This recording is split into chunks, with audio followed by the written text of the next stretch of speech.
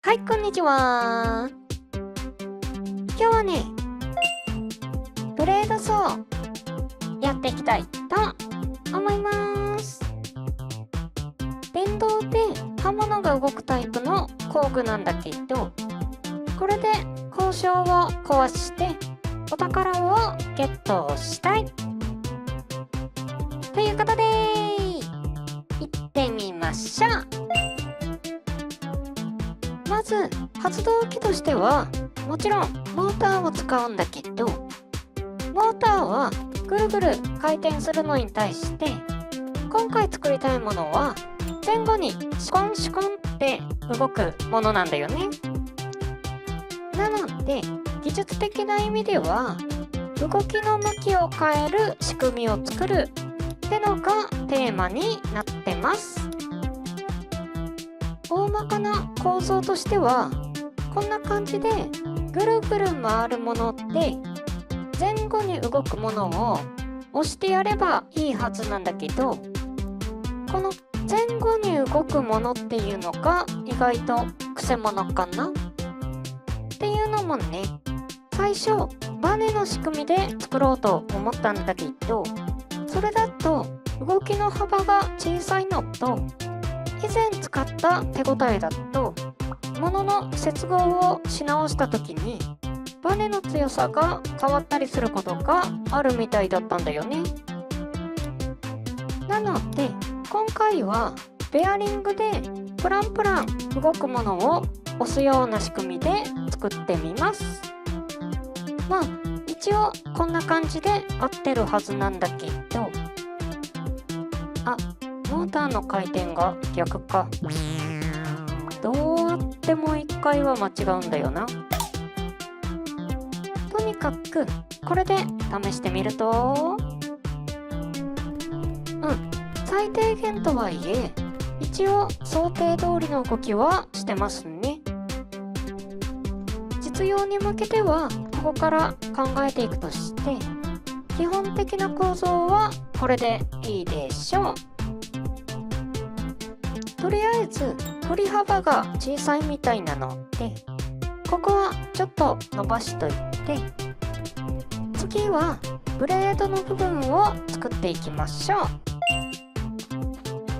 刃物は贅沢にタングステンを使おうかな。ここ最近順調にゲットできてるんでね。交渉をいくつか破壊した経験上、タングステンでも壊れることがあったので、壊れる前提の刃物をくっつけるスタイルが良さそうですね。最初長い刃物の周りに小さい刃物をつけていく構造にしようと思ったんだけど、今回は月の動きになるので、それだと真ん中が壊れた時に全部外れちゃうんだよね。なのでカッターの刃みたいに先っぽから順番に使っていくような作りにしてみます。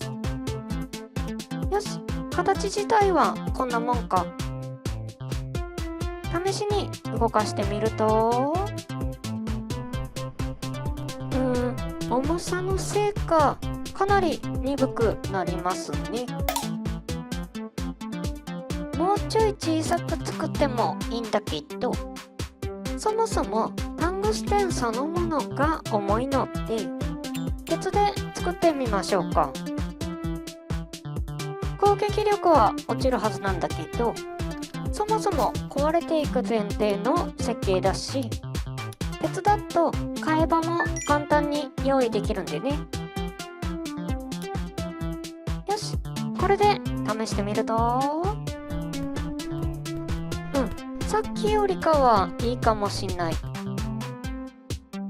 なんとなく使えそうな気配はあるんだけど、手で持って使えるかどうか。どうなんだろう。多分固定してた時と違って手でいくらか衝撃を吸収しちゃってるんだと思うんだけど、ギリいけるか。いやー、ちょっ動かしながら問題点を探してるんだけど、いくつか気づいたことがあるので、ここからは問題点を解消していきます。まず1点目が回転が速すぎる問題。これね、見てもらえるとわかるんだけど、上に向けた時は結構いい動きをするんだよね。これは上向きだとブレードが早く戻ってくるってのが関係してるんじゃないか。どういうことかというと、この問題の根本的なところは、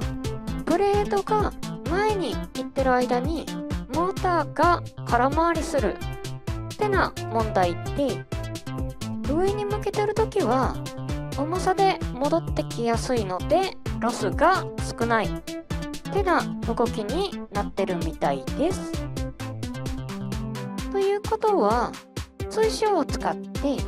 通電を断続的にすればロスが少なくなるんじゃないか。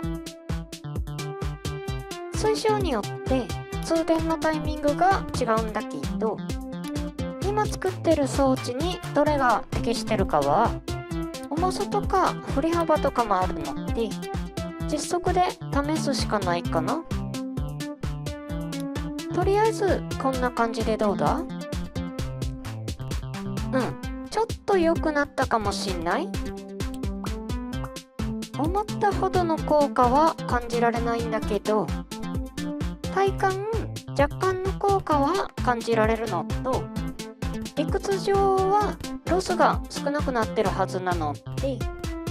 一応効果ありと判断しときます。次、2つ目の問題点は、そもそも歯車が小さい。歯車は中心から離れるほど1回転での振れ幅が大きくなるので、これを伸ばせば前後の動きを大きくできるんじゃないか。とはいえ、今回は手で持てる大きさに抑える必要があるので、あまり大きくはできないんだけど、とりあえずこれで試してみると、よくはなったかもしんない。いや、微妙かな。これ、中心から離れるほどトルクが小さくなるので、タイミング次第ではうまく押し出せてないような気がする。これは電池を追加すれば解決できるか？あんまり効果はないかもしんない。理屈では出力が上がりそうなんだけどな。とはいえ、歯車を大きくした分は一定の効果はありそうだったので、ひとまず OK ってことにしときます。次、3つ目の問題は歯車とのインパクトの位置。これはブレードを吊るしてるベアリングの位置が悪くって歯車との噛み合いが悪いってな話ですね。これはね、理屈ではちょうど90度の位置でヒットするのが一番効率がいいって思ったんだけど、どうも実測で試してると少しずれてた方が良さそうだったんだよね。もしかしたら一番トルクが必要になるのも90度のあたりなんじゃないかってな想像まではできたんだけど、通電が不規則なことも障害になってるっぽかったので、水晶の選定もやり直してたりします。とにかくこれで動かしてみると、微妙に良くなったような気がする。一応ね、同思いついた改善点は一通り試したんだけど、これで交渉を通せるかというと、そんな気は全くしないですねとはいえ、他に改善できる点が思いつかなかったし、やってみないと結果はわからないので、ひとまず行ってみましょう。船で帰ってきた時にすぐそこにも交渉があるのが見えてたんでね。ちなみに今回は振り子式で斜め上に跳ね上げて斜め下に降りてくるような感じにしてるんだけど、本来は水平に行ったり来たりする動きが理想的ですね。そうしなかった理由は、水平にすると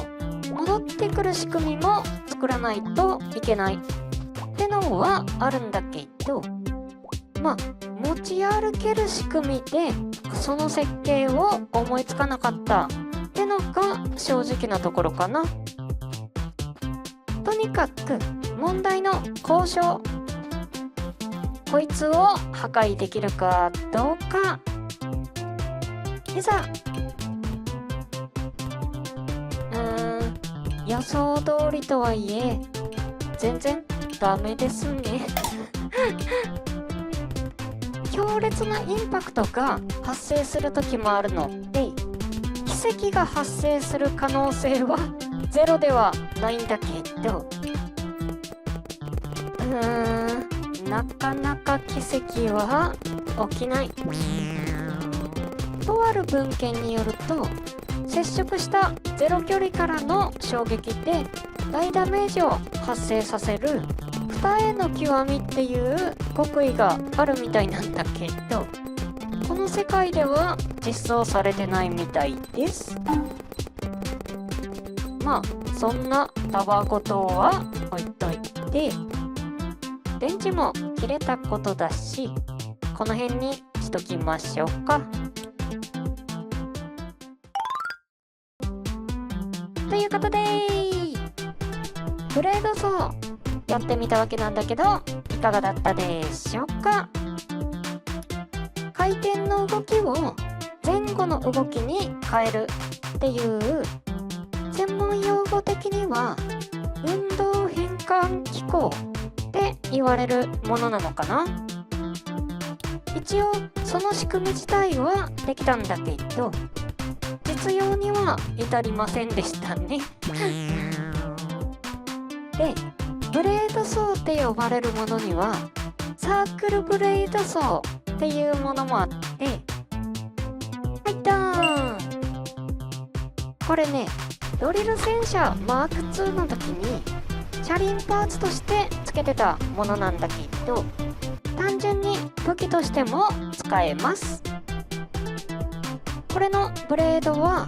鉄の破片をくっつけたもので、見ての通りかなり飛び散ってるんだけど、とはいえ少しずつダメージを与えてますね。こいつ初登場で脇役だったし、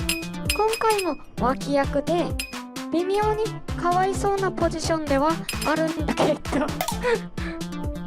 そもそもが一輪車のバリエーション機なので、構造とかが気になる方はそちらをご覧ください。とかなんとか言いながら、よし、交渉を破壊することができました。で、今のは結局新素材は全然使ってなかったんだけど、次はまた新素材を使った工具を作ってみようかな。ということで、次回は削岩ハンマーやっていきたいと思います。はい、じゃあ今日はこの辺でバイバーイ。